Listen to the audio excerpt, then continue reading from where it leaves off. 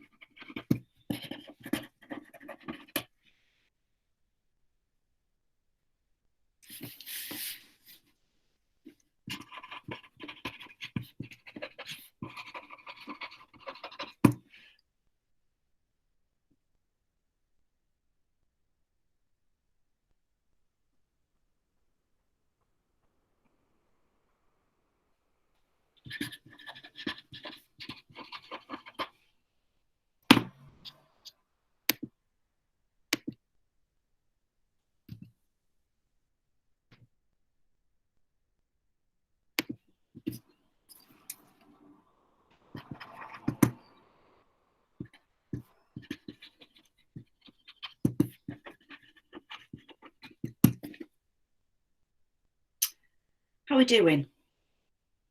want to start sharing some ideas in the chat? So what we're kind of focusing on here is how myself as a 45-year-old woman is going to read this book and have different fears perhaps than Thomas and Will. So do you want to start putting some ideas in the chat about what frightens you personally about this book? Sorry.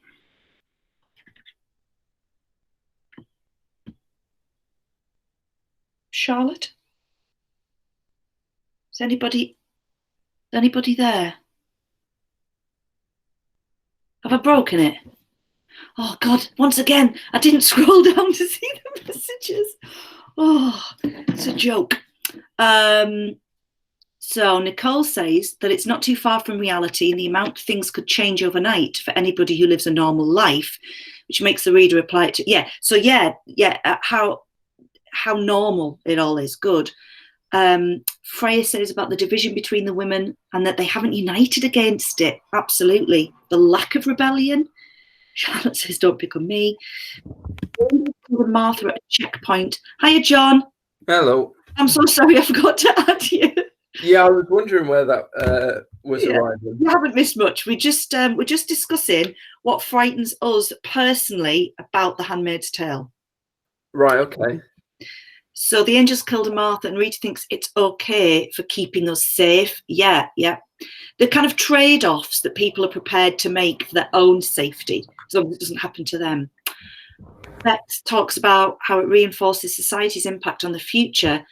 Oh, that's good. So it makes you think about your contribution to society now. And that's scary, because maybe do you think you're not doing enough? Jess Maltby's talking about the isolation of Gilead from the rest of the world, e.g. when the tourists see the handmaids.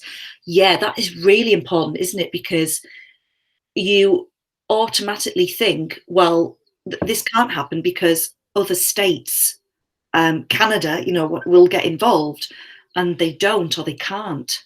Yeah, and the reason for that is quite interesting as well. Like when the Japanese tourists come in and Offred's talking about them, she basically says, I know the line. I know what he's going to be saying to these people. They have different customs. You know what I mean? We're not going to step in and change anything. Yeah. Basically out of political correctness almost. Yeah. The thing of the indoctrination. Yeah. Yeah. Megan's put an interesting one actually as well.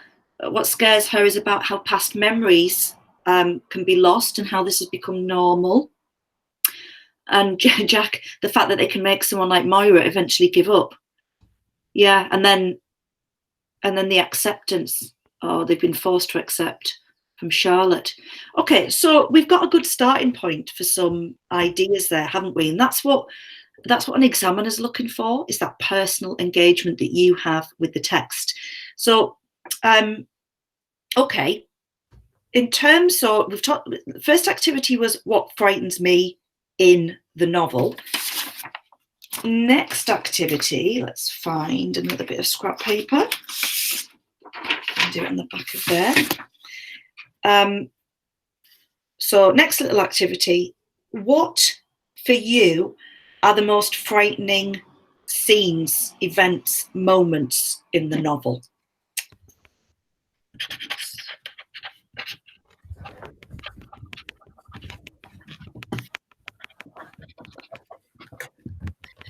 Let's do 5. Let's do 5. And remember, we can change these. These don't have to be set in stone.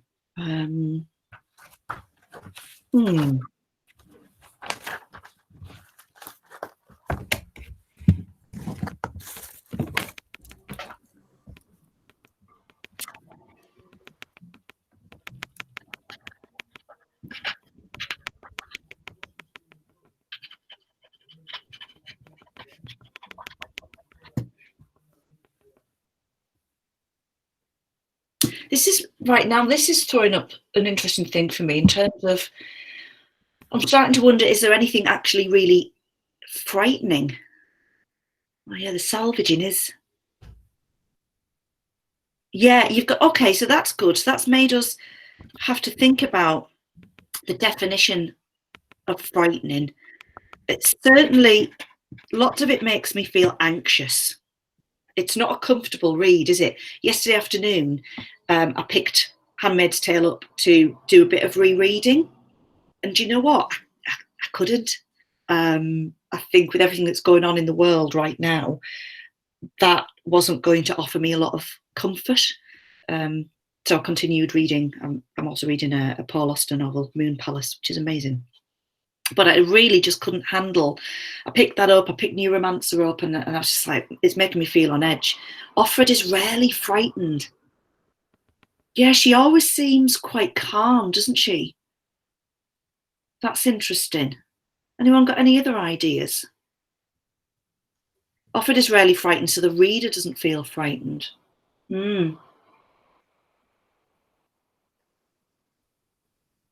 Yeah. She's calm to keep herself in control of her mind. The salvaging! Yeah, the salvaging is scary. I'll go with that. Oh, yes, the new Offglen. The inscription in the wardrobe. Oh, these are good. These are good. The new Offglen. Hang on. For Emma. The salvaging.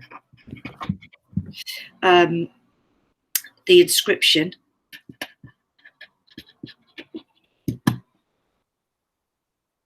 Oh, yeah, Olivia, that's the most frightening parts are the bits that you can recognise from your own life. And she's emotionless because it's the normality. Yeah, yeah. And Freya said you're frightened for her rather than like by things that are happening. I mean, even little things like when we recognise that the chandelier or like the light fitting in her room has been taken. Offred forget. Yeah, Alex, the fact that you might starting to forget things. What's the name given when the daughters of the wives get married? Oh, John, what's it called? Oh, sorry. I don't know. Extravaganza, thank you. Extravaganza, right? Okay. Yeah. Because I've only read this book about 12 times. Oh, dear me. And at the beginning, when Offred tells us that she can't even escape through suicide. Okay, right. So that's, yeah. So no escape.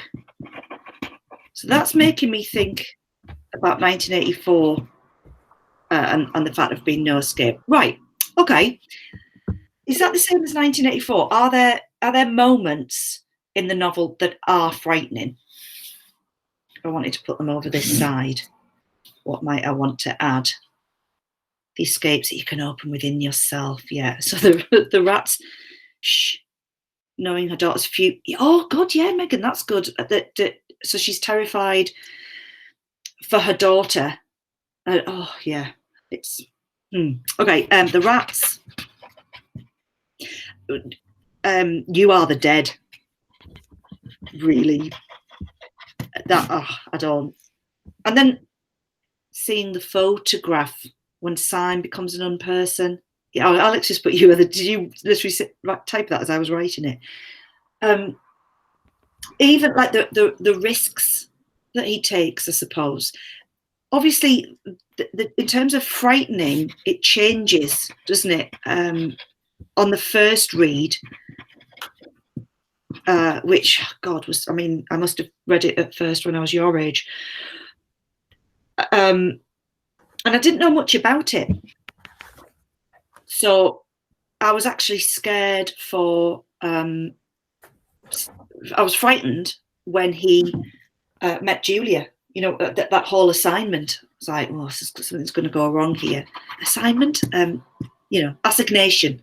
That's what I meant. I was just saying at the start how I'm in a great mood, but obviously isn't. I might be in a great mood, but my mental faculties are still not quite there. Right, okay. And the constant, yeah. So throughout Charlotte, for this constant surveillance in both texts, you just, it's back to that thing of anxiety, isn't it? constantly feeling uneasy. And yeah, okay, so on your second read, every time he mentions O'Brien, you're like, oh, stop talking about O'Brien, because of the power that he has.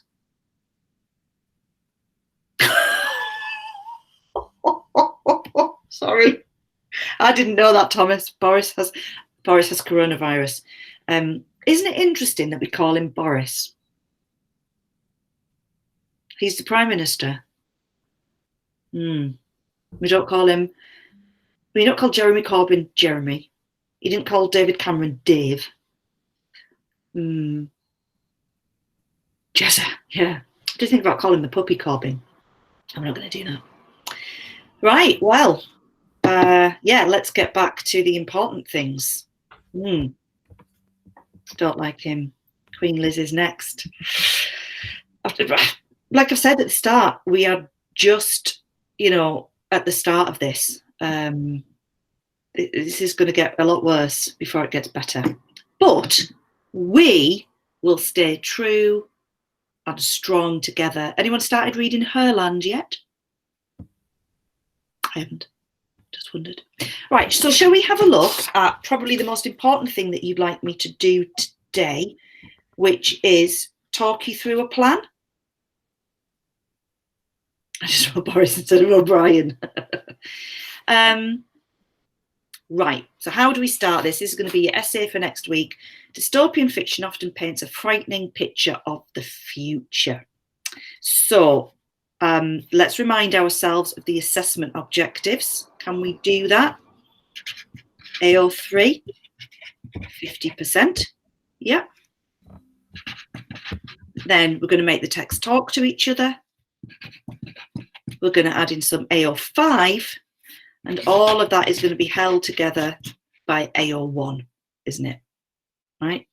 So it's this that dominates, but we don't let it dominate unless we're doing good stuff here.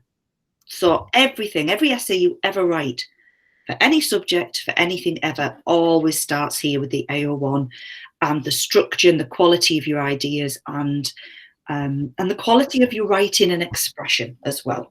Okay. Right. Maybe then together we want to try and come up with what goes in our intro. Remember, for an essay like this, we might write our intro at the end. Has anyone got any ideas to start us off about thinking about what we've discussed this week, thinking about some of the AR5, what might go into our introduction?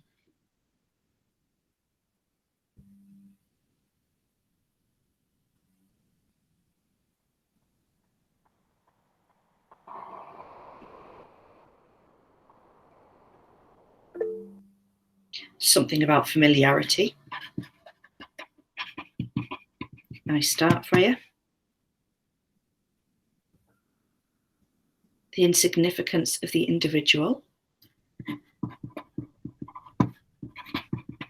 Okay, I'm going to give you a hint. I'm going to write this. Tell me about the function of the genre.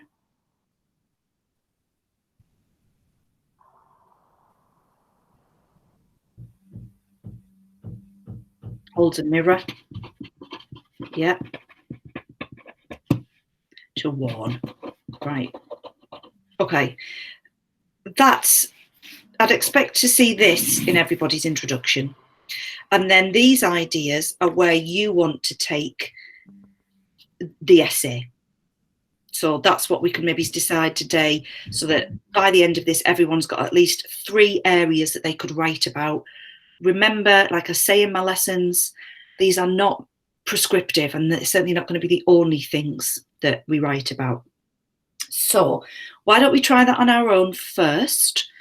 Yes, Sophie, the genre is not meant to be comfortable. I proved it, didn't I, by saying I just didn't want to read Handmaids yesterday. I wanted something a little bit more. Sorry. I'm just moving because my back's still not 100%, and if I sit still too long, it likes to seize up. So I'm going to come off camera because I don't want you copying me, and I'm going to give you a few minutes to organise. If you had to write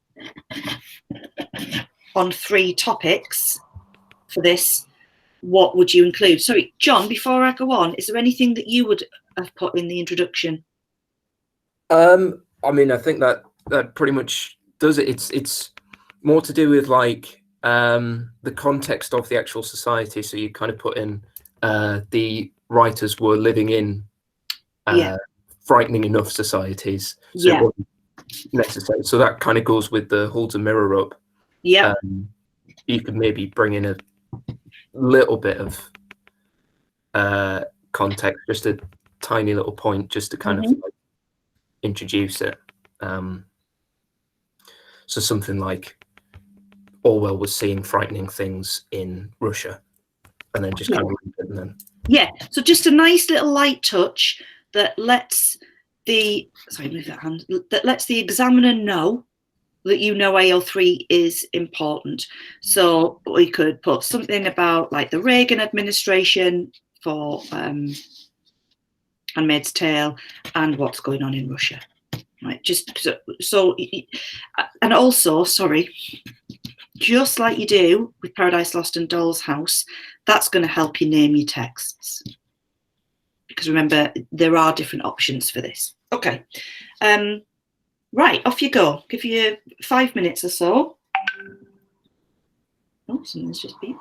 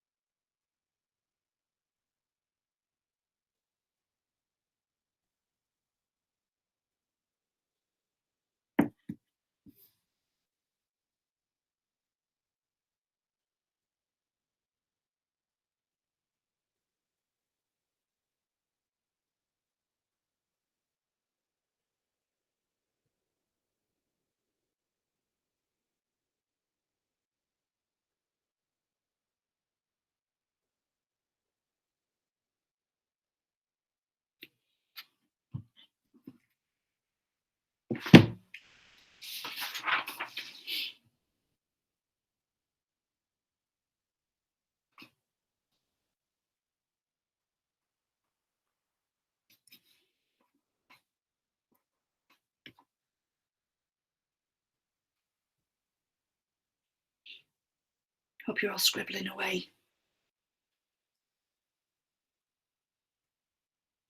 Just imagine that you're in the classroom now. Now I'm wandering around. Normally, this would be the point where I say, got the time it takes me to do the register, wouldn't you? Before you know it, we'll all be back to normal.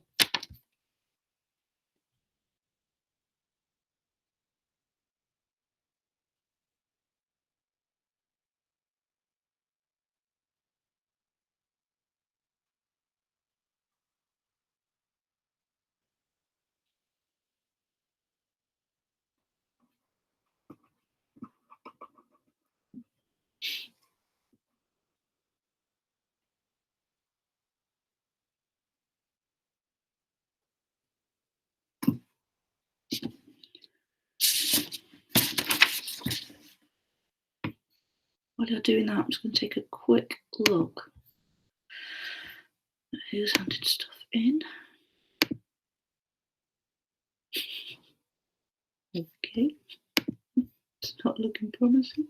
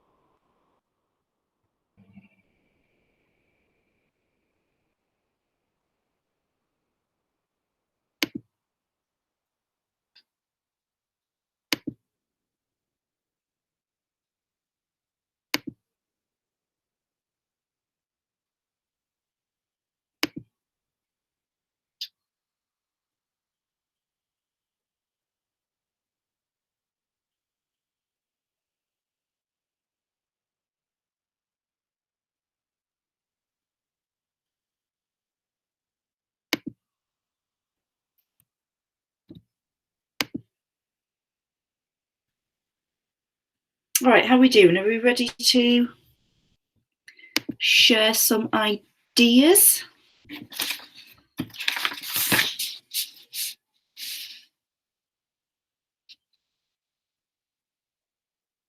Anybody? Who's feeling brave?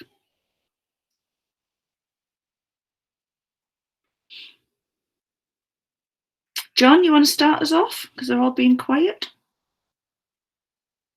Okay, sure. So I've got as my main line of argument that 1984 tends to be more frightening as a novel, and The Handmaid's Tale kind of goes more for anxiety. Right.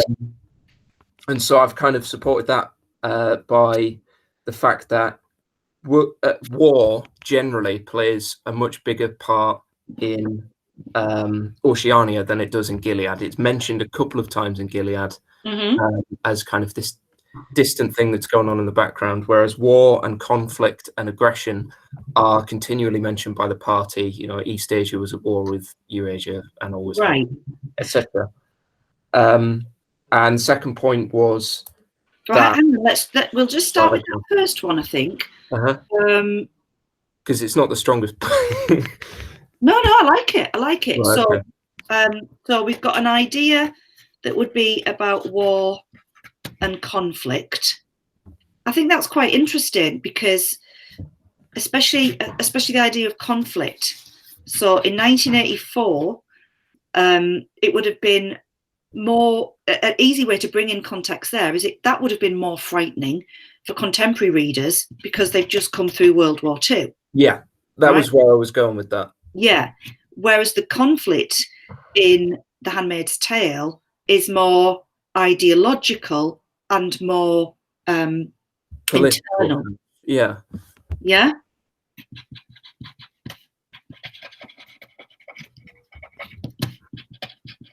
Okay, we'll come back to those. Like in 1984, there's always a rising tension to something else. All this marching me down, sex gone sour. The familiar. Okay, so second point, do you want that to be about the familiar made unfamiliar and include language in that? How does that sound? Yeah. Yeah. Yeah, I'm not sure. Sounds a bit rubbish.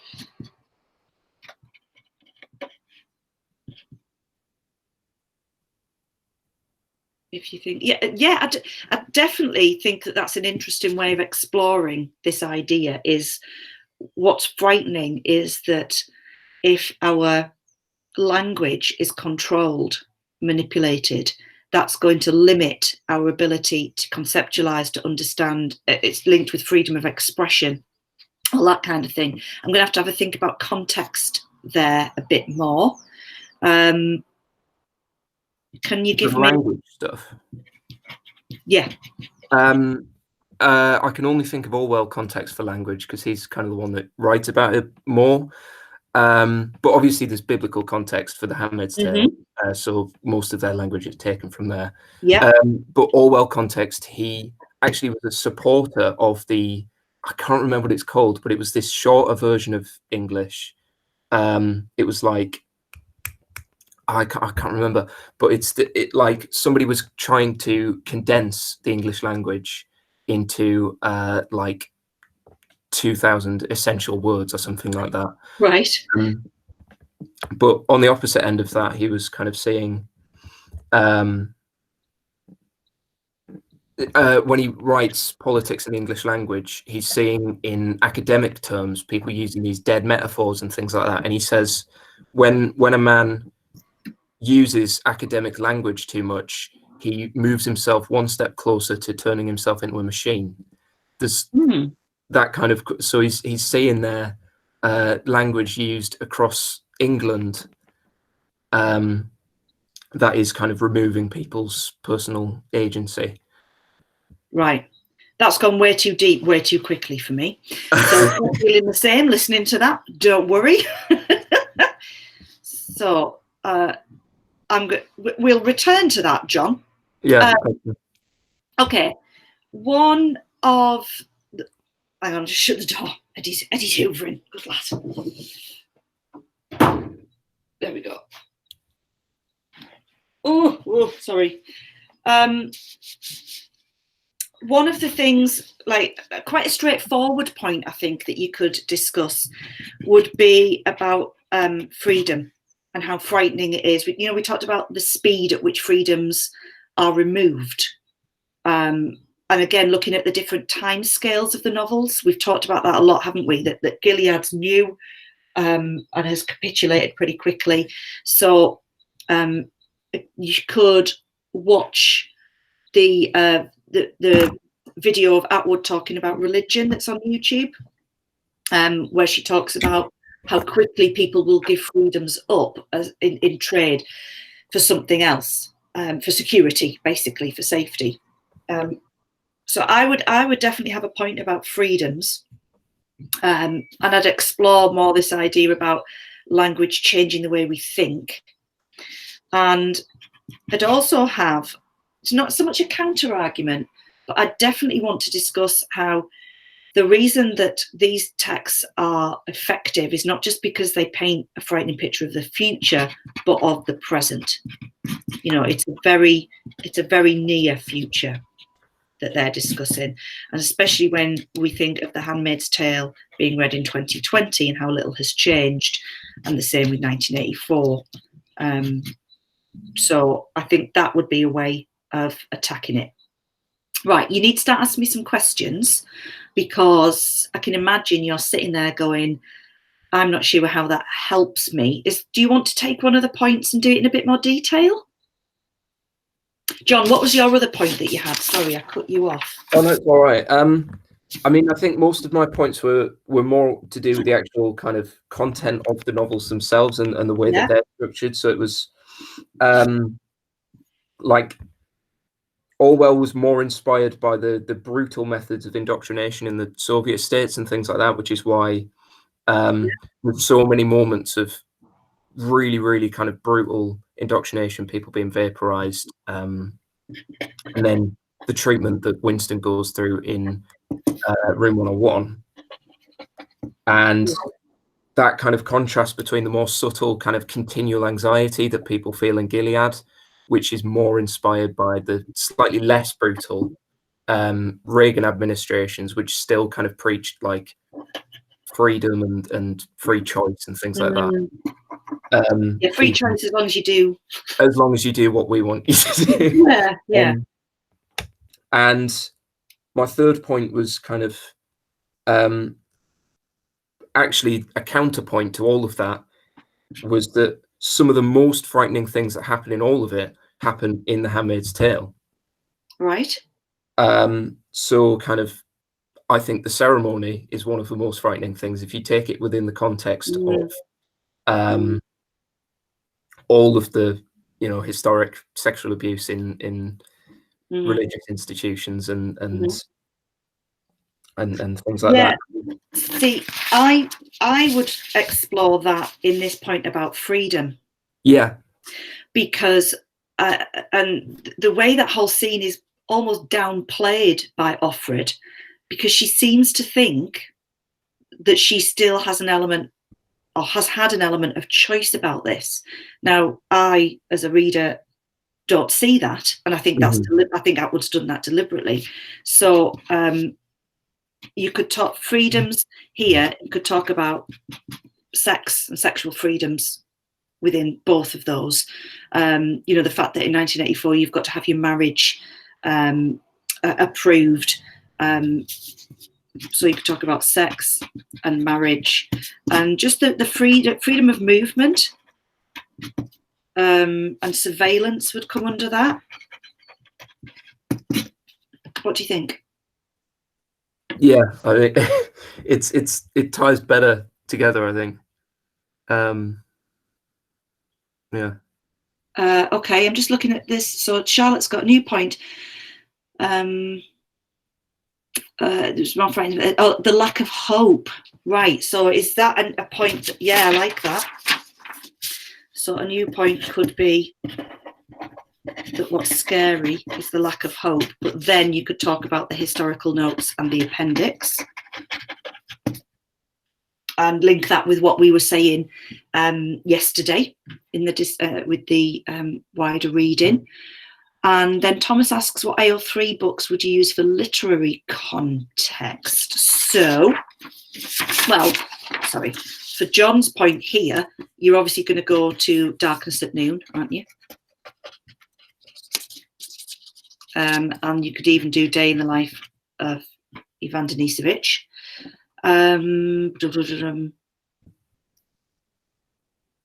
You could, for, I don't know if I'd put it in the Indoctrination of Freedom, When She Woke could come in here, you know, when she's punished for having had an abortion to do with sexual freedoms. Yeah, she did feel she had a choice because she failed to save her daughter. Yeah. Anyone else got any other thoughts for AO3? I was thinking for indoctrination, it'd be A Clockwork Orange because of that brutal kind of. Oh yeah. Yeah, good. Oh, that's really, you know, when something pops into your head and then it just instantly goes. And for lack of freedom, there's a book called Vox. Yeah, we've looked at extracts from that. Yeah. Yeah, so that could go, well, for the language one then. That oh, yeah, definitely. There, isn't it?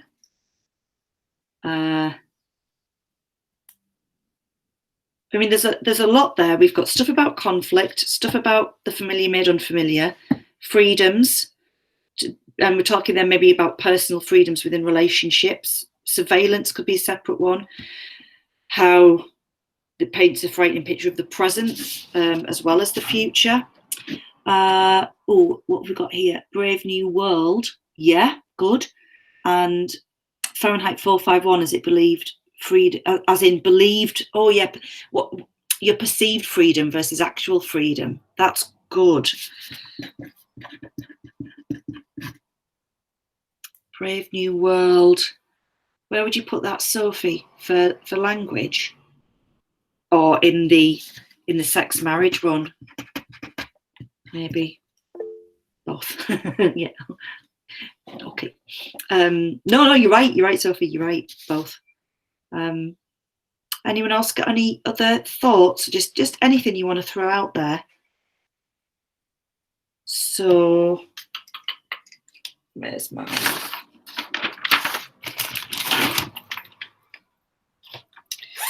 pencil case? Oh, it's a poor thing, this pencil case now. You're going to be so upset for me, but I still haven't found my gorgeous fountain pen. I know it's in the house. I'm hoping as we do some more deep cleaning, it will just suddenly appear. It makes me so sad. But there's... oh, where have we gone? Swastika Night. Oh, God, yeah, Swastika Night. I'll see if I can get some passages out of that for you, but, oh, God, it's bad. It's bad. Yeah. So can we just, for each indoctrination in the bees, yeah, the familiar, unfamiliar in the road, there's hope in the road. Not a lot though, is it? Oh, bad as in it's hard to read because it's so badly written, and it's just it's just awful. It's hilarious. It's yet another book that Thomas has started. God, she has a dick, doesn't she? Can we just go through these? So we've got 1, 2, 3, 4. Oh, Julie's forgotten how numbers work. 5, 6. Can we make sure for each one we've got some more context? John, how's your YouTube script going for your Handmaid's context? It's going all right. I've just got the Reagan admin and feminism left to go, and a conclusion. Awesome. It's 51 minutes long at the minute. Sorry? It's 51 minutes long. It's going to be like an hour-long documentary. That's great. Yeah. Oh, as in it's brutal to read. Yeah, the treatment of women in Swastika Night is quite brutal to read, but you never get the sense, it doesn't hit you as hard because the focus isn't really on the women. Does that make sense? It's just near the end of the book, the character visits the camp where the women are kept, where his woman is kept, and they're just all treated like animals, really, and thought of as being incapable of any kind of sophisticated thought or action. And it's so unbelievable. You even within Handmaid's Tale, when women are being used, because we still get that inner dialogue from Offred, we know that her brain is still working. It's almost like in the, is it like 700 years or something that the Nazis have kind of ruled, or their ideology has ruled, that women have somehow regressed, and it's not plausible, but yeah, it's just awkward. It's really awkward. Did you all see the thing about the National Theatre doing live screenings every Thursday night? I think next Thursday they're doing One Man, Two Governors, which is brilliant, by the way. It's really funny, even if you're not a James Corden fan. But for first years there's going to be Twelfth Night's coming, so I'm excited about that. It's on YouTube, I think. Right, last thing then of this lesson, let's add some context. So for war and conflict, we've got World War II, but we've also got Orwell serving in the Spanish Civil War. What might we add for Handmaid's Tale there? Is Hamlet? I didn't see Hamlet. But it does matter, Charlotte. You know, you never know. Anyone context for here? Second wave feminism, maybe? Feminism. Oh God, it's embarrassing.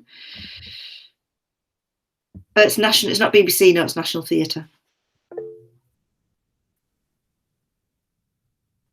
Right. Does anyone else want to chip in with some context here? John, feel free to chip in. While you were talking about the language one, I put about the BBC and just censorship. Oh, yeah, that might have been what you want to go for. Yeah, and obviously you've got the Bible, and when right, okay, so you're going. I know what you're thinking now. You're going, right. What about? Oh, is the BBC one significant?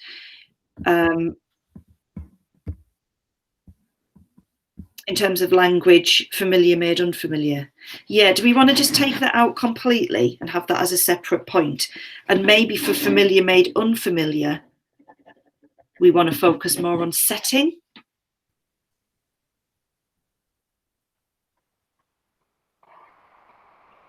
Yeah, I would move those across, I think. What I was going to say there about the Bible, sorry, I got distracted, is about the appropriation and the what's the word I'm looking for? Like the editing, basically, of the Bible, don't they? So they manipulate. Oh, the language as well. The selection. Go on, Freya. Don't know what you mean. Can you talk about the hypocrisy because it's supposed to be inspired by the word of God? Yeah, definitely. The selection. As in the selection of, like what you were saying. As in, as in which Bible phrases they choose over others. Right. Yes. Sorry. I thought. Oh, yeah. Okay. Right. We're obviously getting to the point where maybe I should bring this lesson to an end. Can I just reassure you again on these essays? I'm not expecting them to be amazing. You're having a go, right? You're just having a go at them. Don't worry, you don't have to send me apologetic emails about them maybe it's not being as good as you would want. This is a whole process. You know, you hand them in, you get feedback. Will they be used as evidence? They might. I wish I could give you more concrete answers. Honestly, I do, but I just don't know. Perhaps more important for second years. I mean, like I say, if things were normal, you would be going back after Easter and doing a full paper 2 mock and then sitting your exam June 6th. You know, we're nearly in April. So, take it as kind of seriously as you want. Guys, it's Friday, right? It's Friday. For many of us, we've made it through our first week of, if not complete isolation, then very, very restricted movement. Oh God, I went to the shop last night because we needed bread, actually, more than anything. And I felt like a fugitive. I felt like everyone was judging me, like, what was I doing out of the house? And while I was there, I thought, right, I'll treat me and Eddie. Got us a pizza, a nice stone baked margarita, the co-op nice ones. And when I got to the till, they just slid off the top of my basket. And for some reason, someone had left a jar of coffee at the front of the till, balanced precariously on some Easter eggs. Well, you know what's going to happen next. It just knocked them everywhere. I was mortified. Sorry, the jar broke. So the poor checkout woman, who's obviously been working her backside off anyway, she just looked like she wanted to kill me. Then this, we'd all been respecting the 2 metre. There weren't many of us in the shop. The 2 metre distance in the queue, but not this old guy who then rocked up and just started trying to help clear it all. But I got so rattled by it. I'd taken Eddie's bank card with me to the shop that as I put the card in, I couldn't even remember the pin. It was so weird. I just felt absolutely awful. Yeah, there are loads of people outside. Yeah, it doesn't feel quarantine-y at all. Yeah, it is. It's like Handmaid's Tale.